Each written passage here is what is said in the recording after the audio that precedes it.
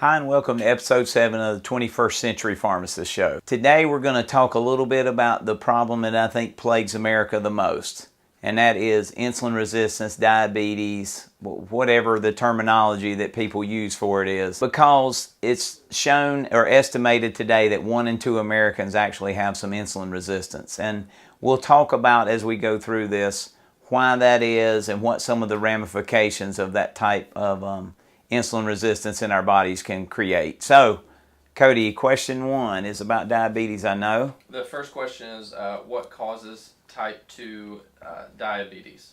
All right, so what causes type 2 diabetes? I think that's a really loaded question. I'm not sure who asked it, but it's really a good question.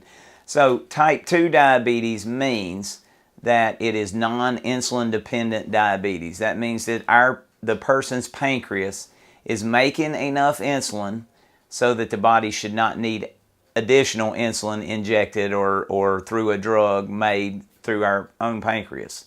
So, with type 2 diabetics, the number one cause is absolutely positively what we eat and what we drink. The choices that we make of food and drink make the biggest difference in whether a person is diagnosed with type 2 diabetes or not. And what's really happening in type 2 diabetes from the foods and the drinks that we eat is that we get what I discussed earlier or mentioned earlier was insulin resistance. And that's where the body has the insulin that's necessary to get the blood sugar down, but the body no longer recognizes the signal effectively like it did before. And when that happens, the body can produce even excess insulin and still the blood sugars can be high. So what we eat and what we choose to drink, absolutely the most important factors. Another big factor in type 2 diabetes is lack of the right nutrients in the body, lack of the right vitamins and minerals from taking the right supplements. So what we see is that certain vitamin deficiencies can make us more likely to become insulin resistant. For example, methylcobalamin or the active form of B12. All the B vitamins, the folate, the B6, all these different B vitamins have a huge effect on our body being able to utilize insulin and sugar effectively. So not using the right supplements. Now y'all know I'm a huge proponent. I've created my 4 foundational supplements, and I believe that if we can get people to be on those 4 foundational supplements, we can avoid most, if not all, of these nutritional deficiencies. And then the third thing that I think can happen to a type 2 diabetic that can certainly contribute when we're diagnosed with that is that some of the drugs that we may be on for other conditions can create these vitamin and mineral deficiencies that I discussed earlier. Some drugs can slow down our metabolism or our body's ability to utilize sugar and insulin effectively. And so some drugs just have that effect. Now, as a 21st century pharmacist, what I want to do is make sure if you're having one of those drugs prescribed by your doctor, that we want to replace those vitamins and minerals that are typically and commonly depleted with those drugs. So, for example, if you're on a statin drug for cholesterol, we need to make sure and replace with the right CoQ10 so that we can keep the body's ability to utilize that blood sugar and insulin effectively at work. Some of the research recently has shown that these drugs can actually increase the risk of diabetes, especially in women, a significant percent. So we can offset a lot of those side effects by giving the right supplement recommendations. Also, what happens is a lot of times we're treated for, like I said, cholesterol levels, or we're treated for blood pressure issues. And a lot of those things, again, will cause my metabolism to slow down, deplete vitamins and minerals. And so it almost creates like the perfect storm for the body not to be able to utilize the sugar and insulin effectively, especially when I make poor choices on what I eat and what I drink. And then the last thing that I'll talk about today for type 2 diabetes is lack of the proper movement. We have so many people today, including children, which type 2 diabetes in children has gone up over 1,000% in the last decade. So we have people who just don't move a lot. And I don't necessarily mean exercise, a specific exercise. I just mean movement.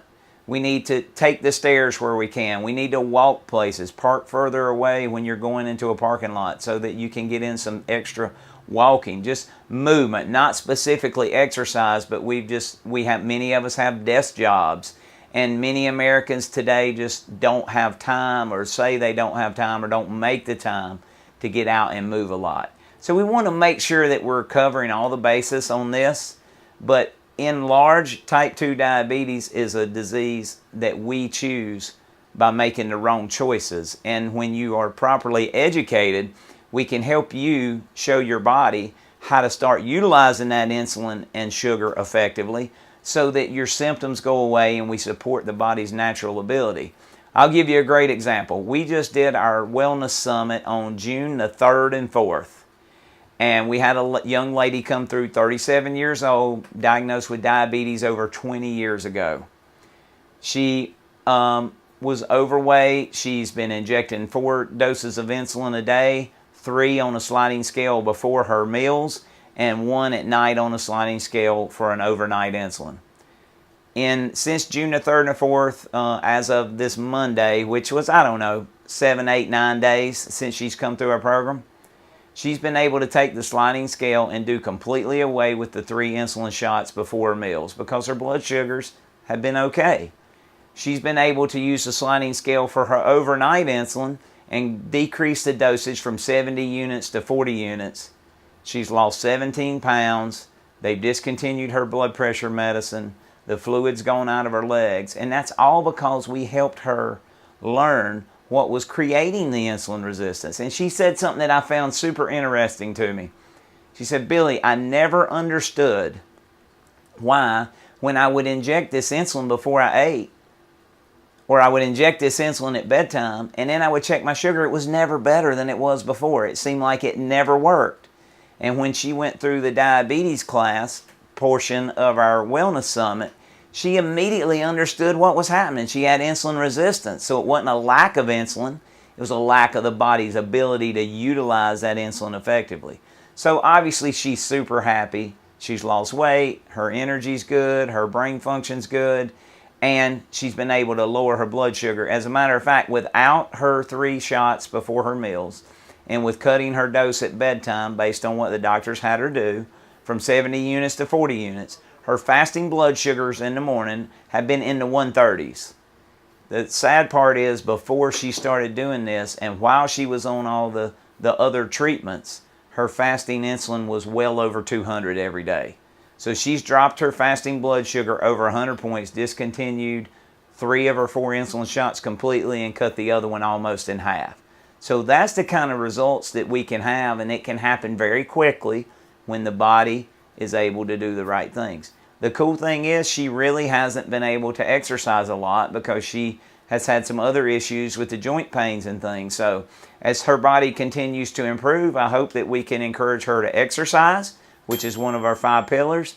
And if we can do that, I think we can get her even better results and continued results for the rest of her life. And that's what we're shooting for, is optimal health, wellness, and fitness forever, for as long as we can, so that we can revive, thrive, and optimize at whatever we do.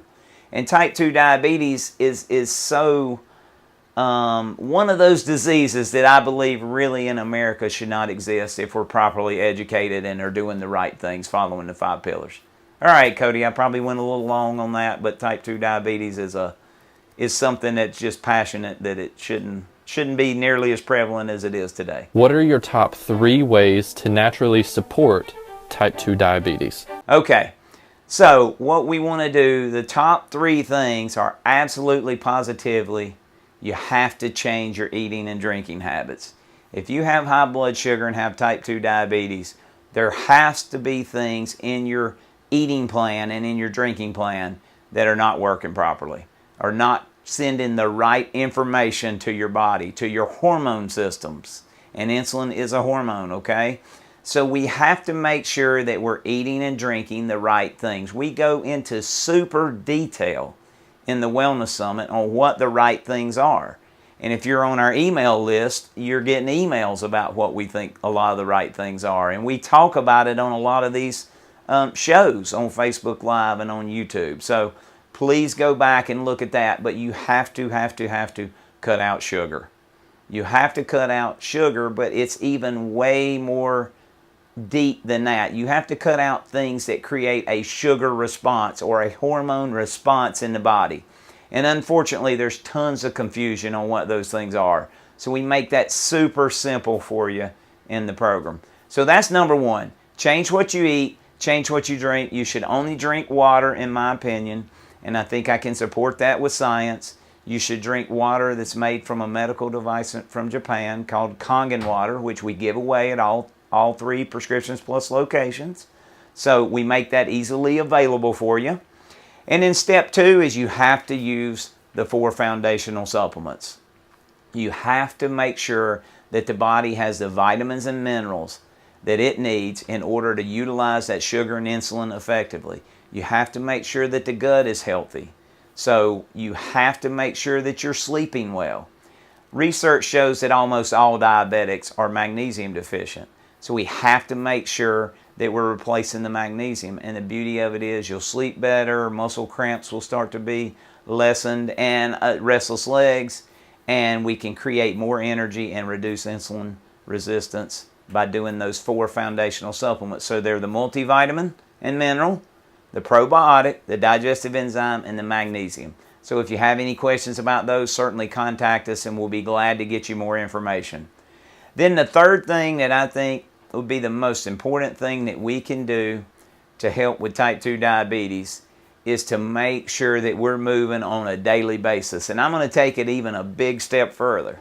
I really think that during the day, you should be, during your waking hours, we'll call it, you should be moving every hour.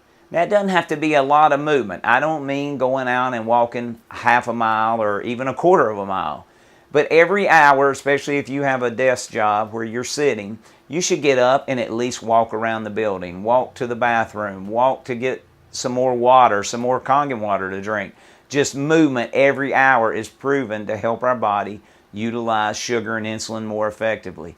And so if we can do those things, we can certainly reduce our risk and support our body's ability to utilize sugar and insulin effectively without the ramifications of type 2 diabetes. I never want to say we reverse anything when we do these things, but if all the ramifications, the negative things that can happen, and the drugs that are necessary, and those things can be minimized or eliminated by doing the lifestyle changes that we teach, then that's, whatever you want to call it, that's a win for everybody involved.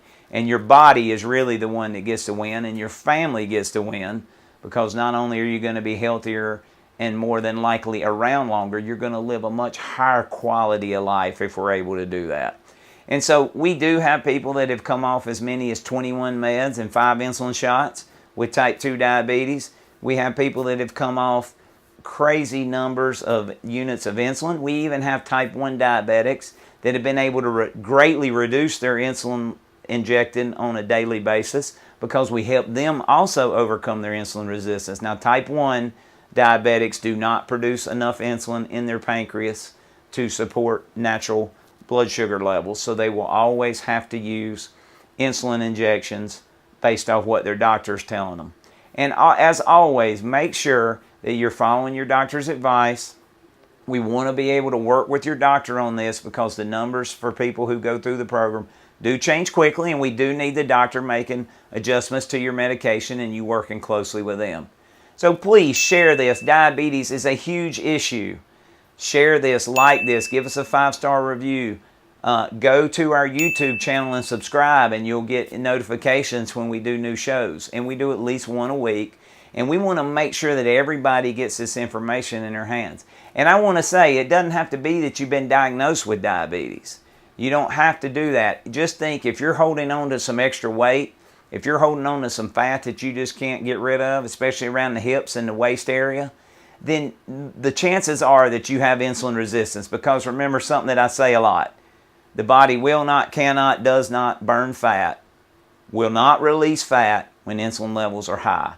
And we can measure for these things, and there are tests that can be done so that we can show you exactly what's going on. And that's what we want to do, is give you a complete picture of your health and how to improve it so that you can revive, thrive, and optimize for the rest of your life. So fat has many benefits in the body. Fat is a big portion of what our brains are made of. Fat makes up a membrane around all the cells in our bodies. So fat has so many positive benefits, and the right quality fats will not make us fat, but will actually help us lose that fat that we all want to lose.